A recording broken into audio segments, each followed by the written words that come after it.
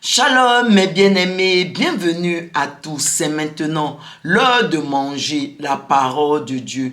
Et la parole de Dieu que je vous propose, que l'on puisse manger ensemble en ce jour, c'est celle d'Exode 29, le verset 46. Et je l'ai intitulé « Dieu désire habiter en toi. » Lisons maintenant ensemble cette parole de Exode 29, le verset 46, et nous allons la lire dans la version Louis II. Ils connaîtront que je suis l'Éternel leur Dieu, qui les a fait sortir du pays d'Égypte pour habiter au milieu d'eux. Je suis l'Éternel leur Dieu. Amen. Dans ce verset plutôt nous enseigne que Dieu a fait sortir son peuple, le peuple d'Israël, de la servitude et de l'esclavage du pays d'Égypte pour habiter au milieu de son peuple. Ainsi, mes bien-aimés, le désir de Dieu, c'est d'habiter au milieu de son peuple. Et c'est ce que nous montre également Exode 25, le verset 8, que nous allons également lire dans la version Louis II. Ils me feront un sanctuaire et j'habiterai au milieu d'eux.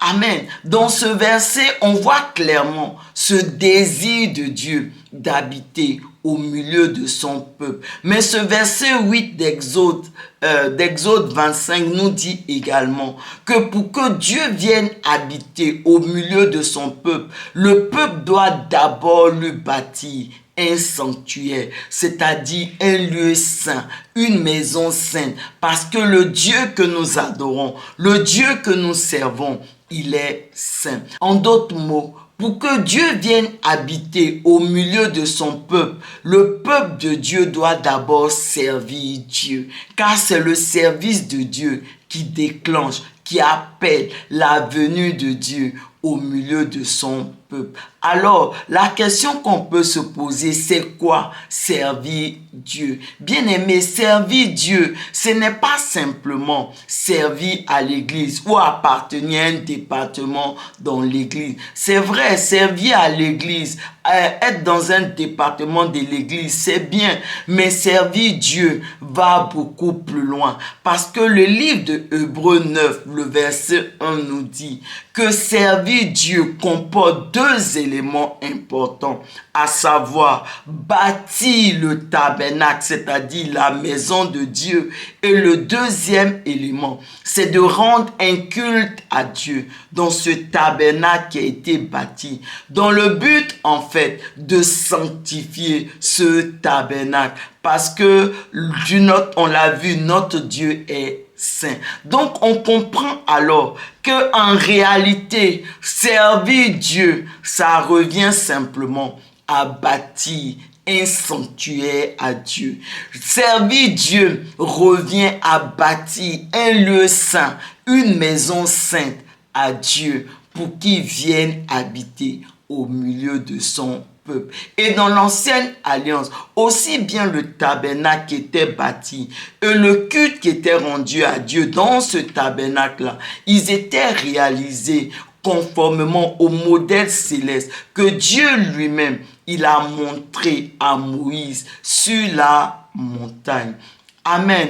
Et le roi David nous enseigne dans l'ancienne alliance que pour régner et dominer sur la terre, Dieu doit d'abord habiter au milieu de nous, au milieu de son peuple. C'est pourquoi lorsque le roi David a été établi comme roi sur Israël, l'un des premiers éléments qu'il va mettre en place, il va dresser une tente dans la cité de David à Jérusalem pour recevoir l'arche de l'alliance, et il va aller récupérer l'arche de l'alliance pour l'emmener dans la cité du roi David à Jérusalem, afin que Dieu habite au milieu de son peuple, que Dieu habite au milieu du roi en lui, de sorte que la Bible a présenté le roi David comme l'un des plus grands rois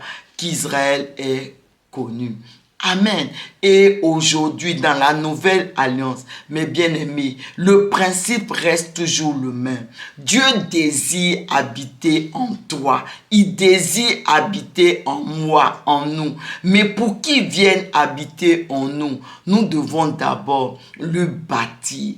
Un sanctuaire. Nous devons d'abord le servir. On l'a vu dans l'ancienne alliance.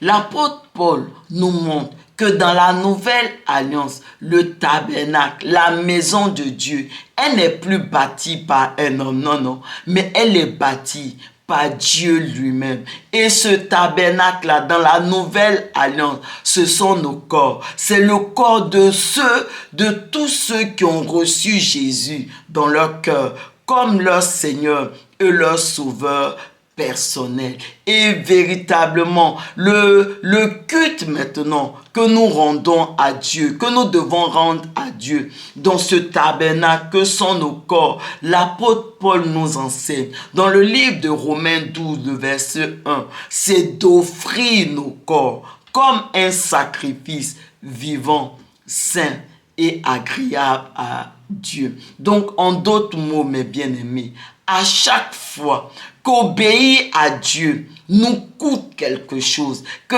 à chaque fois que plaire à Dieu nous coûte quelque chose, à chaque fois que nous payons un prix pour obéir à Dieu, pour accomplir la volonté de Dieu, en réalité, nous sommes en train de servir Dieu. Nous sommes en train de bâtir le sanctuaire que Dieu désire pour venir habiter au milieu de son peuple. Et lorsque Dieu vient habiter au milieu de son peuple, en toi et en moi, comme le roi David nous l'a enseigné, nous sommes victorieux, nous remportons toutes nos batailles et nous sommes plus que vainqueurs parce que le Dieu Tout-Puissant, l'Éternel des armées lui-même, il habite au milieu de nous.